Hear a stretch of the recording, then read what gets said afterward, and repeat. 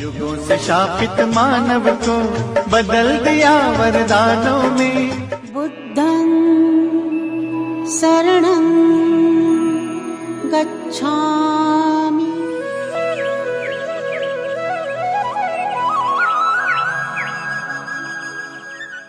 सबसे पहले मैं आवाज़ इंडिया इस चैनल को तहे दिल से शुक्रिया अदा करूंगा कि उन्होंने आरक्षण क्यों इस ज्वलंत विषय पर आपके साथ रूबरू होने का मौका दिया। आरक्षण ये विषय जो है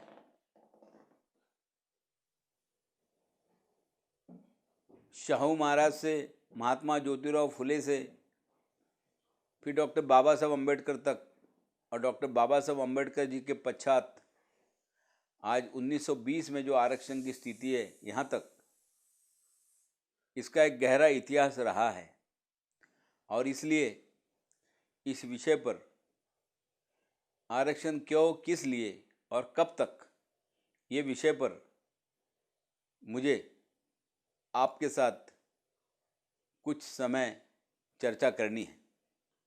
दोस्तों, सबसे पहले मैं परम पूज्य डॉक्टर बाबा साहब अम्बेडकर और जिस संविधान के माध्यम से डॉक्टर बाबा साहब अम्बेडकर ने हमें आरक्षण का हक दिलाया, उस संविधान को मैं अभिवादन करता हूँ।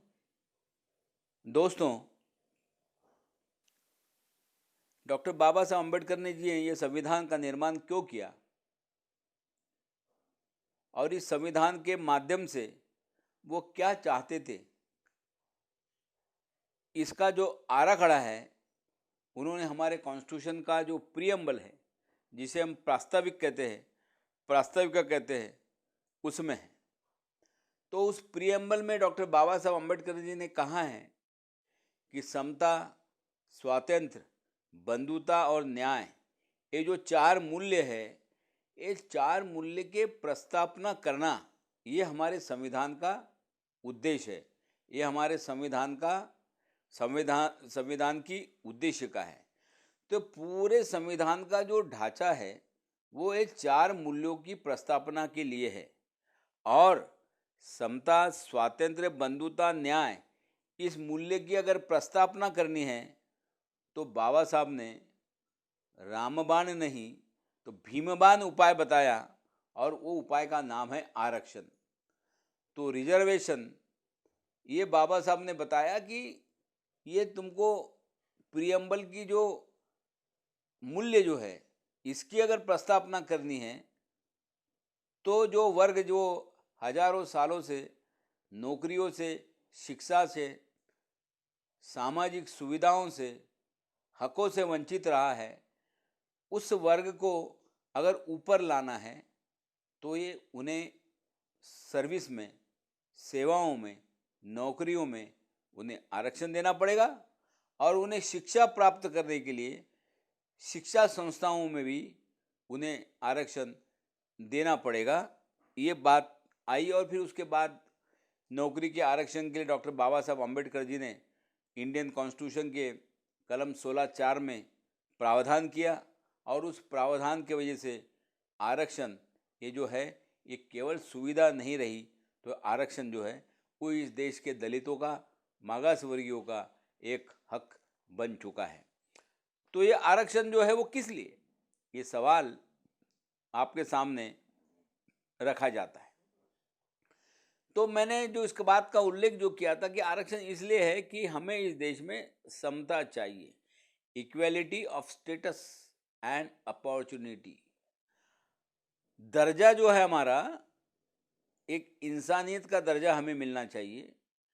और जो अपॉर्चुनिटी, जो संधि है, वो चाहे नौकरियों की संधि हो या किसके पद पर बैठने की संधि हो या शिक्षा प्राप्त करने की संधि हो, तो ये स्टेटस, ये दर्जा और ये संधि, इसमें हमको समानता चाहिए, इसमें किसी भी प्रकार का भेदभाव नहीं हो, इस प्रकार की हमें समता चाहिए।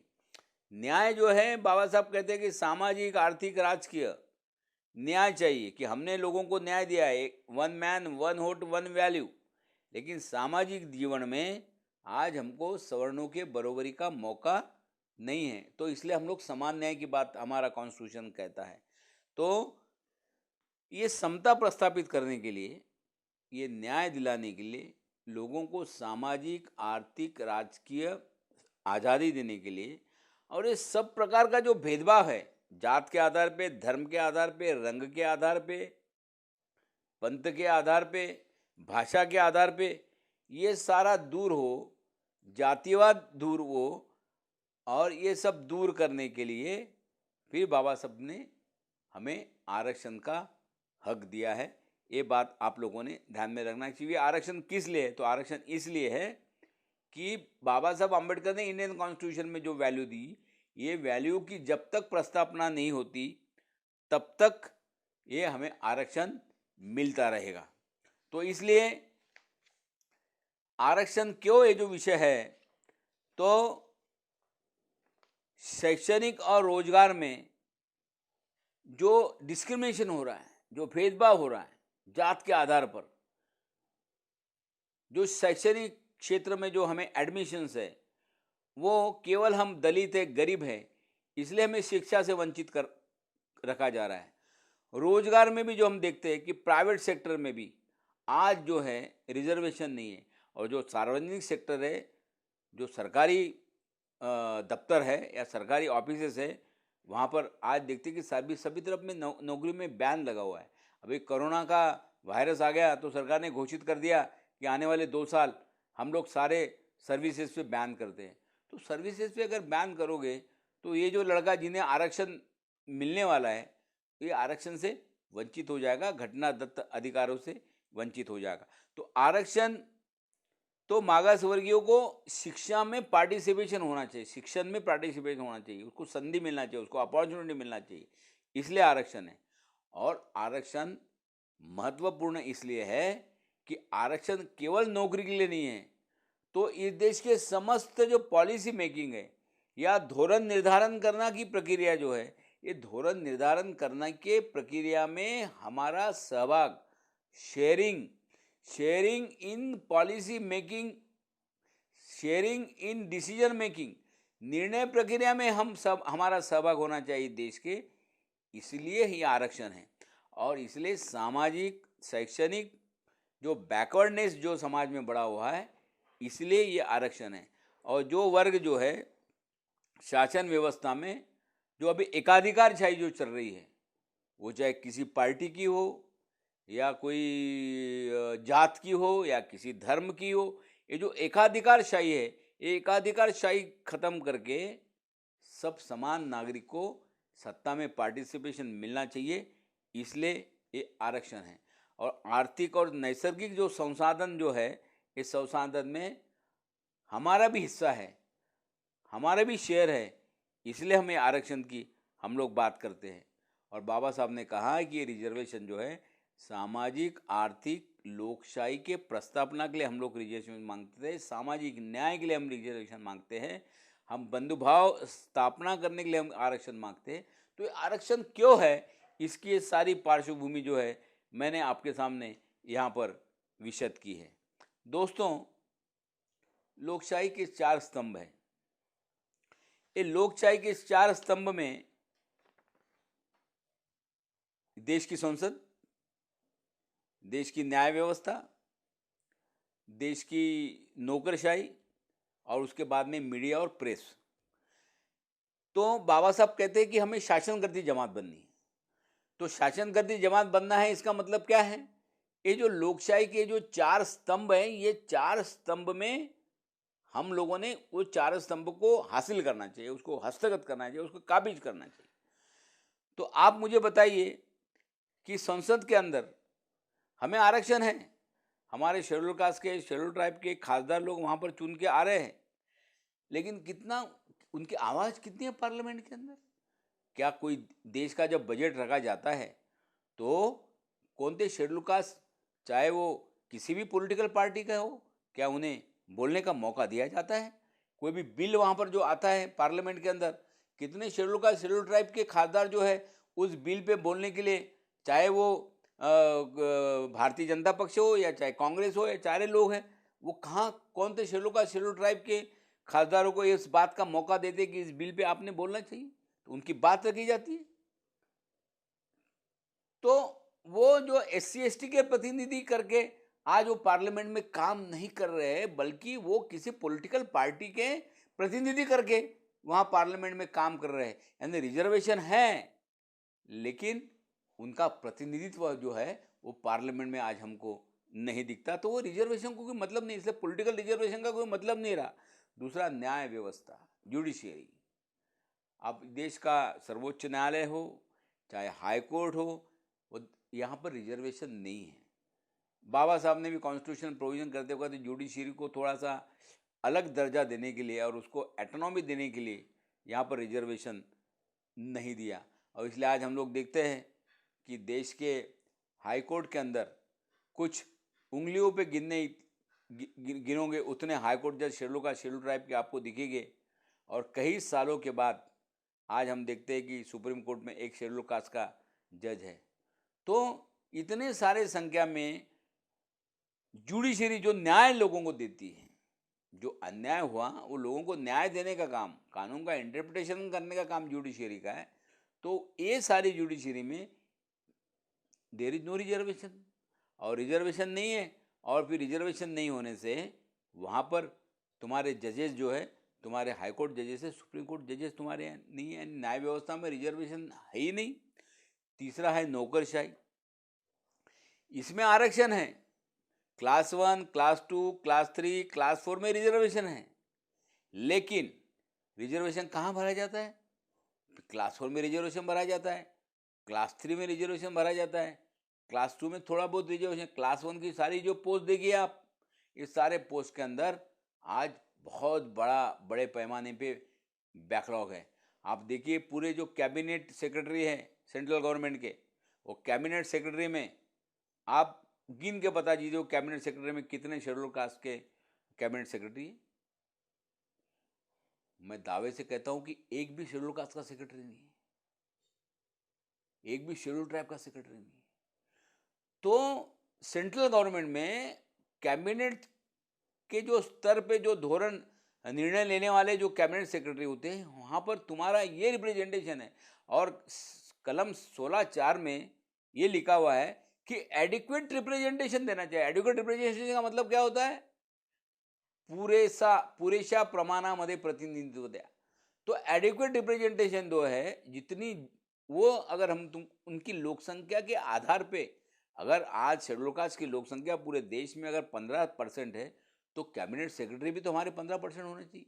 राज्य के जो मंत्रालय है उसके अंदर सेक्रेटरी भी तो तुम्हारे 15% होना चाहिए।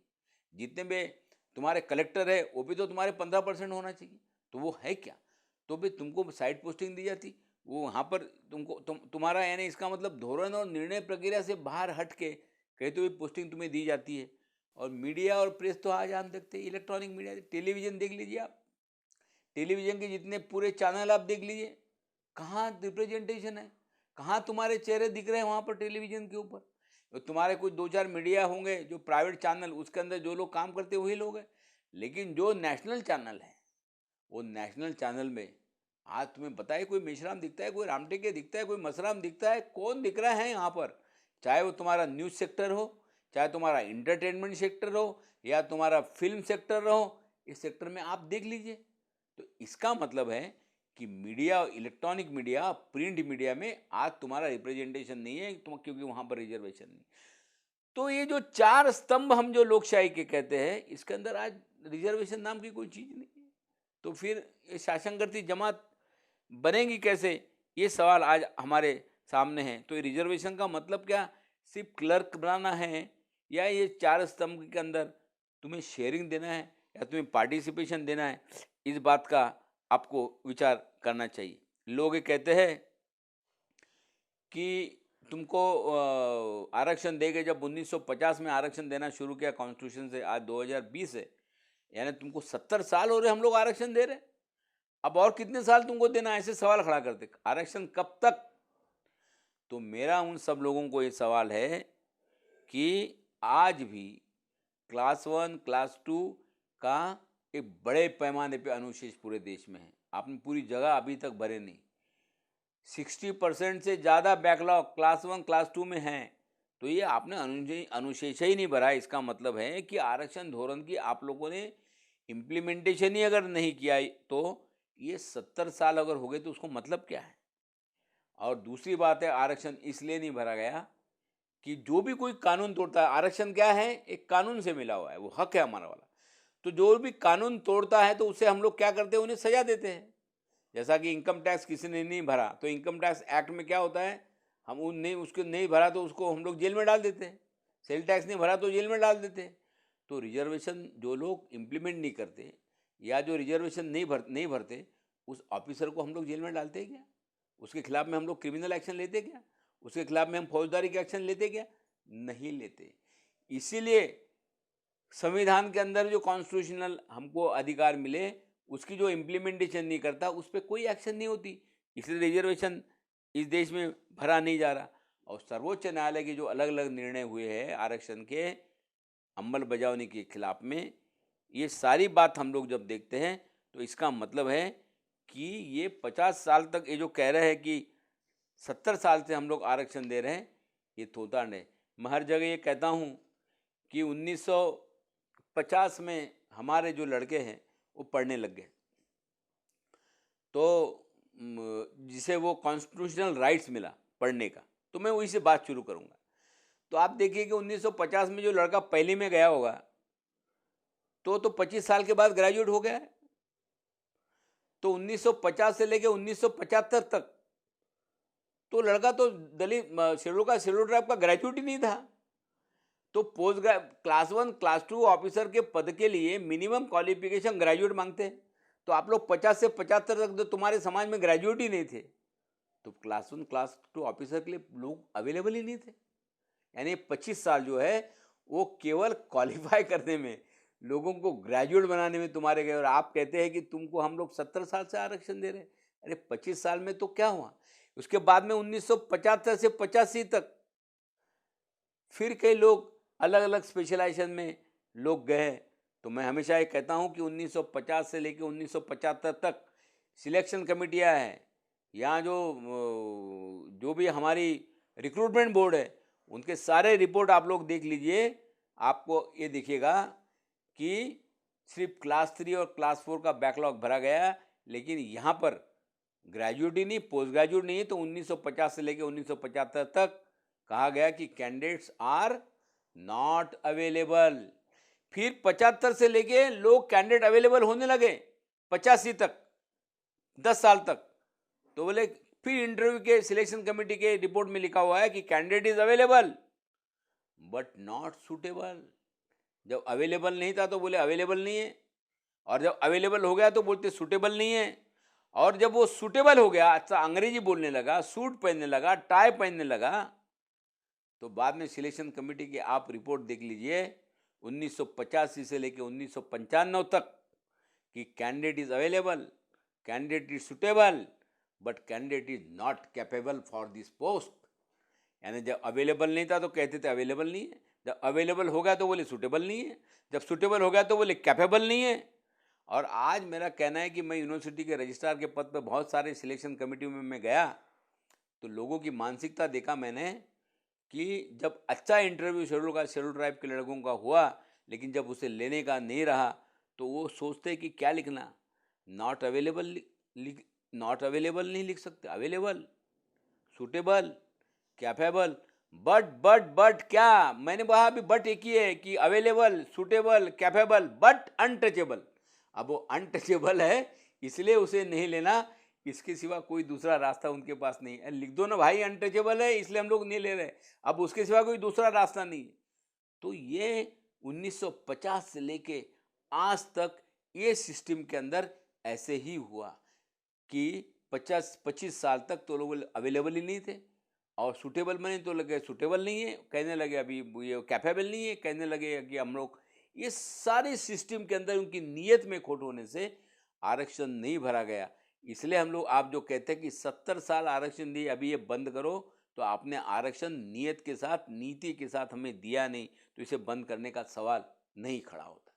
दूसरी बात कि 1988 के बाद हम लोग देख रहे हैं कि रिजर्वेशन के बारे में सर्वोच्च न्यायालय ने देखो ना कितने निर्णय लिया है रिजर्वेशन के खिलाफ में।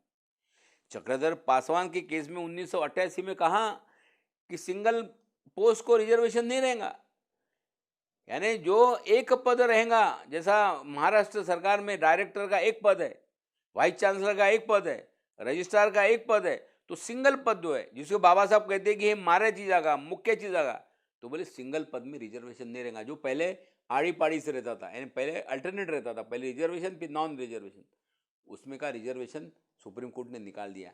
यानी जो सर्वोच्च पद है उसमें कैसे भी SC ST के लोग नहीं बैठे, सुप्रीम कोर्ट ने निर्णय दिया। 1992 में दूसरा एक निर्णय आया इंदिरा साहनी वर्सेस भारत सरकार में कि 50% के ऊपर रिजर्वेशन नहीं। अरे जिस देश में SC ST OBC VJNT इनकी संख्या अगर 85% है और आप लोग कहते हैं कि 50% के हम आरक्षण नहीं देंगे, और उसके बाद सीलिंग लग गया, there is no reservation beyond 50%। फिर 1995 में सबरवाल वर्सेस पंजाब की जो वर्तमान वैकेंसी बेस्ड रोस्टर है उसे रद्द करके पोस्ट बेस्ड रोस्टर लागू करो। यानी जब तक पूरा वैकेंसी बेस्ड रोस्टर पूरे देश में बनता था केंद्र सरकार का राज्य सरकार का, उसको कैंसिल करवा दिया, पोस्ट बेस्ड रोस्टर लाया तो लाया, लेकिन नया रोस्टर बनने के लिए हमारे यहाँ लोगों ने 5-5 10-10 साल लगा दिए। नया रोस्टर कैसे बनाना चाहिए क्या नहीं, लोगों को मालूम ही नहीं। और जब तक रोस्टर नहीं बना तब तक पोस्ट को रिजर्वेशन नहीं मिला, और फिर 5 से 10 साल तक ये वैकेंसी बेस्ड रोस्टर को पोस्ट बेस्ड रोस्टर में कन्वर्शन में लगा के फिर रिजर्वेशन नहीं भरा गया। भारत सरकार वर्सेस वीरपाल सिंह में सीनियरिटी जो है वो अपॉइंटमेंट के डेट से हम लोग नहीं देंगे। इस तरह से अलग अलग प्रकार के जो निर्णय हैं सुप्रीम कोर्ट ने दिए। और विनोद कुमार विरुद्ध केंद्र सरकार में पदोन्नति और निवड प्रक्रिया में जो शिथिलता मिलती थी, रिलैक्सेशन मिलता था, उसे निकाल देने का ऑर्डर किया। वो कहा कि ये अनकॉन्स्टिट्यूशनल है। और उसके बाद प्रीति श्रीवास्तव विरुद्ध मध्य प्रदेश में इंजीनियरिंग और मेडिकल जो हायर एजुकेशन है इसमें आरक्षण देना ये राष्ट्रहित के खिलाफ में है, ऐसा सुप्रीम कोर्ट अपने जजमेंट में लिखता है। और सुपर स्पेशलाइज जो पोस्ट होंगी इसमें रिजर्वेशन नहीं देना, ऐसा जजमेंट वहाँ पर प्रीति श्रीवास्तव वर्सेस मध्य प्रदेश केस में सुप्रीम कोर्ट ने दिया है। अगर मेडिकल कॉलेज में कोई मेडिसिन, आर्थोपैड या तुम्हारा सर्जरी की अगर कोई प्रोफेसर की पोस्ट है वो तो स्पेशलाइज है, तो इसलिए रिजर्वेशन यहाँ पर नहीं देना। इस तरह से जजमेंट यहाँ पर हुई। और शिक्षा के बारे में उन्नीकर्षण वर्सेस आंध्र प्रदेश, TM पै वर्सेस कर्नाटका, इनामदार वर्सेस महाराष्ट्र में, इसमें तो प्राइवेट इंजीनियरिंग कॉलेज में, प्राइवेट मेडिकल कॉलेज में जो रिजर्वेशन है वो अनकॉन्स्टिट्यूशनल है, ऐसा निर्णय जो है वो सर्वोच्च न्यायालय ने यहाँ पर दिया। और इससे हम लोग आज देख रहे हैं कि सर्वोच्च न्यायालय के जो भी निर्णय हुए हैं ये रिजर्वेशन जो हमें मिलता था वो रिजर्वेशन को में बाधा तैयार करने के लिए एक प्रकार का काम इस सर्वोच्च न्यायालय के निर्णय ने लिया। और तभी आवश्यकता थी कि सर्वोच्च न्यायालय के निर्णयों का रिव्यू लेके क्या इसमें कॉन्स्टिट्यूशन अमेंडमेंट हम लोग कर सकते। तो 2 जजमेंट के ऊपर कॉन्स्टिट्यूशन अमेंडमेंट हुई और उसमें दूसरे कोई OM निकले। तो सवाल ऐसा है कि ये सारे परिस्थिति के अंदर आज शिक्षा के सारे दरवाजे खुल गए। आज तुम्हारे सामने जब लड़के पढ़ने लिख गए, आज लड़के पोस्ट ग्रेजुएट हो रहे हैं, अलग अलग कोर्सेज में एडमिशन ले रहे हैं, प्रोफेशनल कोर्सेज में लड़ रहे हैं, पढ़ रहे हैं, कष्ट कर रहे हैं, परिश्रम कर रहे हैं, लेकिन उसके बावजूद भी उच्च शिक्षा में और तुम्हारे स्पेशलाइज कोर्सेज में, प्रोफेशनल एजुकेशन में, इंजीनियरिंग में, फार्मेसी में, मेडिकल में कैसे मागास वर्ग के लड़के नहीं आना चाहिए, इसकी बहुत बड़ी साजिश जो है वो चल रही है। पहले तो शिक्षा पे मनु का नियंत्रण था और आज मनी का नियंत्रण है। पहले कास्ट बेस्ड एजुकेशन था, अभी कॉस्ट बेस्ड एजुकेशन है। यानी मरना जो है उसमें मागास वर्गीय को है। इसलिए एक शायर जो कहता है कि आंधियाँ गम की आएंगी तो सवर जाऊंगा, अरे मैं दरिया हूँ समंदर में समा जाऊंगा, अरे मुझे सूली पे चढ़ाने की जरूरत क्या है, मेरे हाथ से कलम छीन लो मैं मर जाऊंगा। तो हाथ से कलम छीनने का ये बहुत बड़ा षड्यंत्र है इस देश में यहाँ पर चल रहा है। तो दूसरी बात है रिजर्वेशन की, जब बात चल रही है, अब प्रमोशन में जो रिजर्वेशन है वो निकालने के बारे में सर्वोच्च न्यायालय ने निर्णय दिया हुआ है।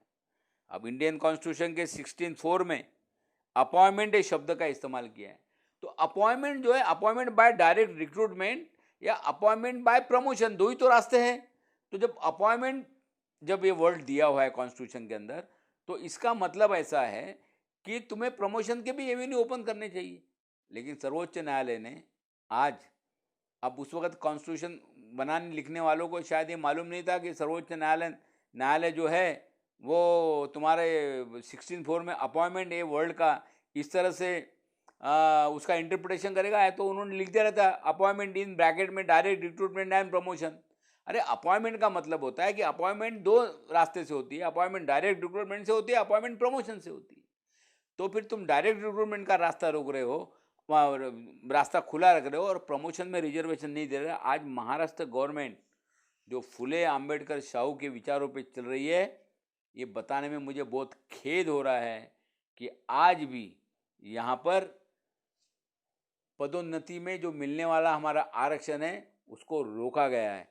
गवर्नमेंट ने एक जीआर निकाला कि सिर्फ ओपन कैटेगरी के लोगों को ही हम लोगों ने प्रमोशन देना है। जब तक सुप्रीम कोर्ट का निर्णय नहीं होता तब तक हम लोग रिजर्वेशन में, हम लोग पदोन्नति में आरक्षण नहीं देंगे। एमपी ने और कई सरकार ने वो रिजर्वेशन प्रमोशन में देना शुरू कर दिया, लेकिन हमारे सरकार ने आज तक ये रिजर्वेशन यहाँ पर नहीं दिया। तो आरक्षण के जो निकष जो है, लोग ये कहते हैं कि भाई उसको क्रिमिनल रखना चाहिए।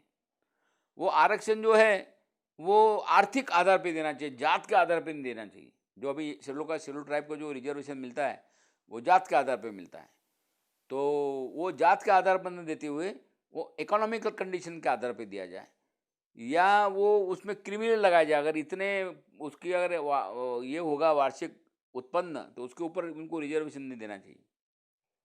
तो मेरा ये सवाल है कि भाई अभी तक जो है लोगों को, जो तुम लोगों ने शास्त्र और शस्त्र पढ़ने के जो अधिकार जो लोगों को दिए, शास्त्र पढ़ना और शस्त्र चलाना, ये जो अधिकार जो आप लोगों ने दिए, वो क्या आर्थिक निकष के आधार पे दिए थे या वो जात के आधार पे दिए थे? लोगों को शास्त्र पढ़ने के अधिकार और शस्त्र चलाने के अधिकार अगर तुमने जात के आधार पे, अगर तुम्हारी व्यवस्था ने दिया है, तो फिर जात के आधार पे आरक्षण क्यों नहीं? तो ये हम लोग जात के आधार पे नहीं मांग रहे, तुम्हारे मनुस्मृति ने ही जात के आधार पे लोगों को विभाजित कर दिया। जात के आधार पे अगर तुम ये जात के हो तो तुम शास्त्र सीखोगे, ये जात के होंगे तो शस्त्र सीखोगे, शस्त्र चलाओगे, ये होंगे तो आप व्यापार करोगे, ये होंगे तो आप सेवा करोगे। हमने नहीं जात का विभाजन किया, जात का विभाजन आपने किया। इसलिए जात के आधार पे शिक्षा, जात के आधार पे काम, जात के आधार पे नौकरी, ये सब आपने दिया हुआ है, हमने नहीं मांगा। तो जात के आधार, जात यही अगर आपका आधार था तो फिर आज आर्थिक आधार की आप बात कैसे कर सकते हैं? इसलिए जिस आधार पे आपने डिस्क्रिमिनेशन किया या जिस आधार पे आप लोगों ने लोगों को राष्ट्रीय प्रवाह से अलग अलग रखा, उन लोगों को आज आप एक कहोगे कि इकोनॉमिकल क्राइटेरिया से आप लोगों ने लेना चाहिए, तो ये बात बहुत गलत है। दूसरी बात, लोग कहते हैं कि क्रीमी लगाइए। क्रीमी का मतलब ऐसा है कि भाई जैसे ओबीसी को लगती है कि तुम्हारी इतनी अगर वार्षिक उत्पन्न अगर होगा तो भी उन्हीं को रिजर्वेशन आप लोग दिया देंगे, या दूसरे को हम लोग रिजर्वेशन, यानी गरीब को रिजर्वेशन देंगे, और जो तुम्हारे वो गरीबी रेखा से ऊपर आए हैं, वो जो इनकम लिमिट क्रॉस कर दिया, उनको हम लोग रिजर्वेशन नहीं दे रहे। हमारा कहना है कि भाई ये कोई गरीबी हटाओ का प्रोग्राम नहीं है कि इतना उत्पन्न होगा तो उसको हम लोग रिजर्वेशन देंगे। ये गरीबी हटाओ का कार्यक्रम नहीं है, ये है प्रतिनिधित्व देने का कार्यक्रम। ये तुम्हारा पार्टिसिपेशन है निर्णय प्रक्रिया में और धोरण प्रक्रिया में और डिसीजन प्रोसेस में। ये हमको पार्टिसिपेशन दे रहे हैं आप लोग, प्रतिनिधित्व दे रहे हैं। इसलिए जब तुम हमको प्रतिनिधित्व दे रहे हैं तो उसमें इनकम लिमिट का कोई सवाल ही नहीं आता। कोई भी जो आदमी है जो कैपेबल होगा वो आदमी वहाँ पर आएगा, आप प्रतिनिधित्व दीजिए ना। मेरा कहना है कि क्रिमिनल की बात बाद में, ये गरीबी हटाओ का कार्यक्रम नहीं, ये प्रतिनिधित्व देने की बात है। तो इसलिए यहाँ क्रिमिनल का तत्व लागू नहीं होता। दूसरी बात, आज भी क्लास 1 क्लास 2 के पोस्ट में आज भी 50% के ऊपर बैकलॉग भरा नहीं। अरे जब क्रीमिलेयर की कंडीशन नहीं है उस वक्त भी तुम लोगों ने बैकलॉग नहीं भरा हुआ है तो क्रीमिलेयर का क्या मतलब है? हमारा कहना है कि पहले तुम 100% बैकलॉग भरो। तुम 13% हमारे कैबिनेट सेक्रेटरी कर दो, 13% मंत्रालय में सेक्रेटरी कर दो, 13% कलेक्टर कर दो, 13% कमिश्नर कर दो। जो जो भी अच्छी अच्छी जगह है यहाँ 13% जो है हमको शेड्यूल कास्ट को दो, शेड्यूल ट्राइब को उनको रिजर्वेशन दो, और पूरा अगर भर जाएगा उसके बाद हम लोग सोचेंगे कि क्रिमिनल लगाना कि नहीं लगाना। पहले आप बैकलॉग तो भरो, पहले लोगों को पार्टिसिपेट तो करो इसके अंदर। अब जब 100% आप जब लगाएंगे तब क्रिमिनल देना या लगाना या नहीं लगाना उसकी बात हम लोग तय करेंगे। आज तो तुमने अनुशेष पूरा भरा ही नहीं तो आपको ये हक नहीं होता कि क्रिमिनल की बात करने की। दूसरा एक महत्वपूर्ण मुद्दा अभी सामने आ रहा है कि प्राइवेट सेक्टर में रिजर्वेशन देना या नहीं देना। मैं और डॉक्टर सुखदेव थोरात सर ने भी ये बहुत अच्छे ढंग से लोगों के सामने रखा कि ये टोटल जो एम्प्लॉयमेंट है, ये टोटल एम्प्लॉयमेंट में गवर्नमेंट सेक्टर पे जो है वो सिर्फ 22% एम्प्लॉयमेंट है गवर्नमेंट सेक्टर में, और जो प्राइवेट सेक्टर है उसमें 78% एम्प्लॉयमेंट है, 78%। एंड सबसे ज़्यादा एम्प्लॉयमेंट कहाँ पर है? तो प्राइवेट सेक्टर में। आज जितनी भी मिहान की कंपनियां, मिहान में जो कंपनियां आई, नेशनल इंटरनेशनल कंपनी, या जहाँ जहाँ भी मिहान जैसी कंपनियां पूरे देश में बनी हुई है, ये सारे प्राइवेट कंपनियों में रिजर्वेशन नहीं है, लेकिन एम्प्लॉयमेंट सबसे ज़्यादा है। 78% जगह एम्प्लॉयमेंट जो है प्राइवेट सेक्टर में, यानी 22% जो एम्प्लॉयमेंट है वहाँ रिजर्वेशन है। तो 22% में 50% रिजर्वेशन है। कितना परसेंट मिलता है रिजर्वेशन तुमको? टोटल एम्प्लॉयमेंट में 11% मिलता है। तो 11% में भी कई बयान है, कई कुछ है, तो वो रिजर्वेशन 11% से हट के 5% पे आ गया, कुछ 3.5% पे आ गया। जो 85% वर्ग है उसे सिर्फ 5% जगह मिल रही है, और जो 85% वर्ग है, जो 5% वर्ग, 3.5% वर्ग है, वो यहाँ पर आज भी 90% के एम्प्लॉयमेंट पे बैठा हुआ है। इसलिए हम लोग कह रहे हैं कि वो बात उस वक्त बाबा साहब अम्बेडकर या जिन्होंने कॉन्स्टिट्यूशन बनाया होगा, उन्होंने वो बात नहीं सोचा होगा कि आने वाले सरकार को भी ये बात सोचनी पड़ेगी। इसलिए उन्होंने उस वक्त प्राइवेट सेक्टर जो है, उन्हें ऐसा लगा कि शायद जितने भी कारखाने और बड़े उद्योग जो है वो शायद नेशनलाइज रहेंगे, सरकार ही चलाएंगी। इसलिए उन्होंने उस उद्योग में जब रिजर्वेशन रहेगा, इसलिए उन्होंने कहा कि भाई सार्वजनिक क्षेत्र में हम लोग रिजर्वेशन। उन्होंने ये उनके दिमाग में उस वक्त नहीं था कि इस तरह से प्राइवेटाइजेशन इस देश में होगा और ये एम्प्लॉयमेंट जो है वो सबसे ज़्यादा प्राइवेट सेक्टर में जाएगा। अदरवाइज कॉन्स्टिट्यूशन में भी शायद उन्होंने सोच प्रोविजन की होती। तो आज एक आधार ले रहे कि भी कॉन्स्टिट्यूशन में प्रोविजन नहीं है इसलिए प्राइवेट सेक्टर में रिजर्वेशन नहीं देंगे। हमारा कहना है कि लोगों को आप लोग अगर एम्प्लॉयमेंट देना चाहते हो, लोगों को आप लोग प्रतिनिधित्व देना चाहते हो, तो आज खाजगी क्षेत्र में भी जो है वो तुम्हें रिजर्वेशन देना पड़ेगा। तब कई जो अनएम्प्लॉयमेंट जो है वो ये देश का दूर हो सकता है। तो ये सारे आरक्षण के परिप्रेक्ष्य में जो महत्वपूर्ण मुद्दे हैं जिसमें मैंने आपकी राय दी, और ये आरक्षण को दूर करने के लिए मेरे सुझाव मैं आपके सामने रखते मेरे शब्दों को मैं यहाँ विराम देना चाहूँगा। तो मेरे सुझाव है कि जो आरक्षण की धोरण की नीति को ध्यान में रखते हुए जो सुप्रीम कोर्ट के जजमेंट हुए या सरकारी यंत्रणा जो काम कर रही है, तो अगर तुमको सही मायने में अगर रिजर्वेशन देना है तो मेरे जो सुझाव है कि मागास वर्गीयों का बैकलॉग भरने के लिए एक कालबद्ध ये प्रोग्राम जो है कार्यक्रम और उसकी योजना बनानी चाहिए। हम केवल एडवर्टाइजमेंट दे के काम नहीं चलेगा। तो एक कार्यक्रम बनाओ कि ये 6 महीने में पूरे राज्य का या पूरे देश का जो अनुशेष है मागास वर्गीयों का वो भरा जाए, ऐसी योजना आप लोगों ने बनानी चाहिए। और उस समय में, उस कालावधि में आप लोगों ने पूरे क्लास 1, क्लास 2 और सारे कैटेगरी का और सारे संवर्गों का बैकलॉग भरना चाहिए। ये मुहिम तुम लोगों ने, स्पेशल मुहिम तुम लोगों ने इम्प्लीमेंट करना चाहिए, ये मेरा सुझाव है। दूसरा मेरा सुझाव है कि मागास वर्गीयों का बैकलॉग न भरने वाले के खिलाफ, आरक्षण धोरण का इम्प्लीमेंट न करने वालों के खिलाफ में फौजदारी कार्रवाई, क्रिमिनल एक्शन लेने की प्रोविजन जो है वो तुमने करना चाहिए, वो एक्ट में उसकी प्रोविजन करना चाहिए, ताकि जो लोगों के ऊपर आज आरक्षण भरने की जिम्मेवारी है वो जिम्मेवारी से काम करेंगे और जिम्मेवारी से काम करके वो ईमानदारी से रिजर्वेशन भरेगी। तीसरा मेरा जो सुझाव है कि जो सर्वोच्च न्यायालय ने रिजर्वेशन के बारे में जो अलग अलग प्रकार के निर्णय दिए हैं और उसमें रिजर्वेशन प्रक्रिया में जिस तरह से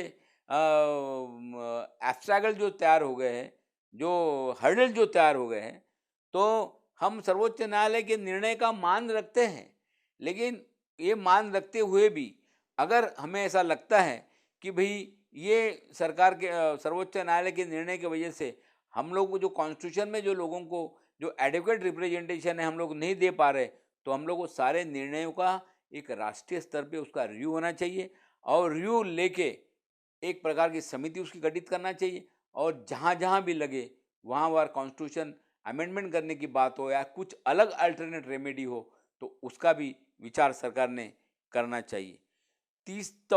चौथा मेरा सुझाव है कि आरक्षण विरोधी जितने भी निर्णय हैं वहाँ पर जो है उसमें जहाँ जहाँ भी हो जो संशोधन करने की मैं बात कर रहा हूँ, उसके साथ साथ में भी पूरे केंद्र सरकार ने अब आप लोगों ने अलग अलग एक्ट बनाए, इनकम टैक्स एक्ट बनाए, सेल टैक्स एक्ट बनाए, अलग अलग सभी छोटी छोटी बातों के लिए कानून बनाए, लेकिन जो रिजर्वेशन नाम जो कॉन्स्टिट्यूशन में हम लोग 16(4) में रिजर्वेशन देते हैं, क्या उसका एक्ट अभी तक केंद्र पातळी पे बना नहीं है? तो बड़े शर्म की बात है। जब 1950 से लेके 2020 तक रिजर्वेशन हम लोग दे रहे हैं, लेकिन उसका कानून नहीं है। एक गवर्नमेंट अपना कोई जीआर निकाल देती है, गवर्नमेंट रिजोल्यूशन, एक सेंट्रल गवर्नमेंट ओएम निकाल देती है, उसके आधार पे रिजर्वेशन चलता है और वो जीआर को कभी भी चैलेंज करते हैं कोर्ट के अंदर, उस पर स्टे आ जाता है। तो इसलिए उसका एक रिजर्वेशन एक्ट बनाया जाए। ये रिजर्वेशन एक्ट बना के इस तरह से रिजर्वेशन एक्ट बनाए कि जो सेंट्रल गवर्नमेंट को पूरा रिजर्वेशन एक्ट के तहत में सारे लोगों को रिजर्वेशन देना चाहिए, ताकि वो रिजर्वेशन एक्ट पे कोई चैलेंज ना करे। और ये रिजर्वेशन एक्ट हर स्टेट ने बनाना चाहिए, सब स्टेट ने, और हर स्टेट में रिजर्वेशन एक्ट बनेगा तो उसको एक कानून का जो है उसको बेस मिलेगा, कानून का उसको संरक्षण मिलेगा और लोगों को ठीक तरह से रिजर्वेशन का उसका इम्प्लीमेंटेशन होना चाहिए। और मेरा छठवां सुझाव है कि न्याय व्यवस्था में आरक्षण की तरतूद होने की आवश्यकता है। अब इस बात पे सोचना पड़ेगा कि अभी तक हम लोग जुडिशरी को इंडिपेंडेंट रखते थे, ठीक है, जिस वक्त हम लोगों ने रिजर्वेशन नहीं मांगा जुडिशरी में, क्योंकि लोग हमारे तैयार नहीं थे जुडिशरी में आने के लिए, कैपेबल लोग नहीं थे। लेकिन आज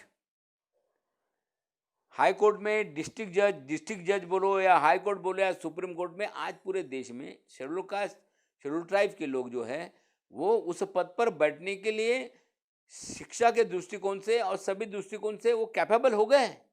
तो अगर कैपेबल लोग आज तुम्हारे पास में अवेलेबल है तो न्याय व्यवस्था में भी रिजर्वेशन का जो प्रिंसिपल है वो लागू करना चाहिए और उसके लिए संविधान में जो कुछ अमेंडमेंट करने की अगर बात होगी तो उसमें संशोधन करना चाहिए। और सातवां मेरा मुद्दा है कि जो प्राइवेट सेक्टर है, ये प्राइवेट सेक्टर में भी रिजर्वेशन लागू करना चाहिए। ये मेरे 7 सुझाव है।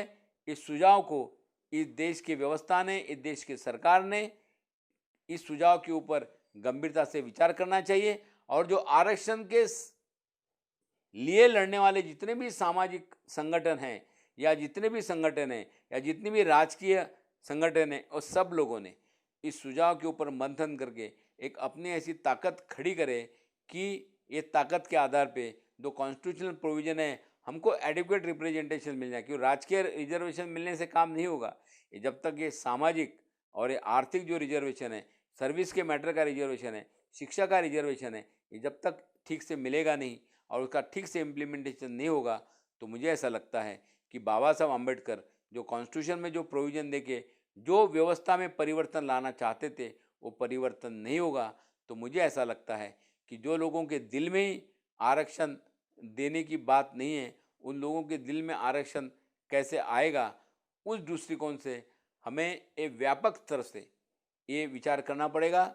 और सभी सरकार के लोग, सभी लोग अपने पॉलिटिकल पार्टी अपने मैनिफेस्टो में लिखे रिजर्वेशन के बारे में कि हम लोग रिजर्वेशन देना चाहते हैं, हम दलितों को न्याय देना चाहते हैं, लेकिन जब सत्ता पे आ जाते हैं तो हम लोग देखते हैं कि धोरण उस तरह से तय नहीं करते।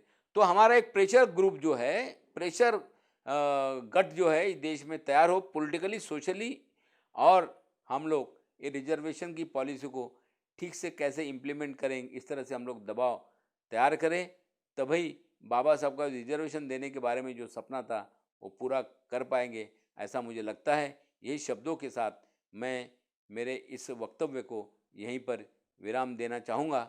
जय भीम।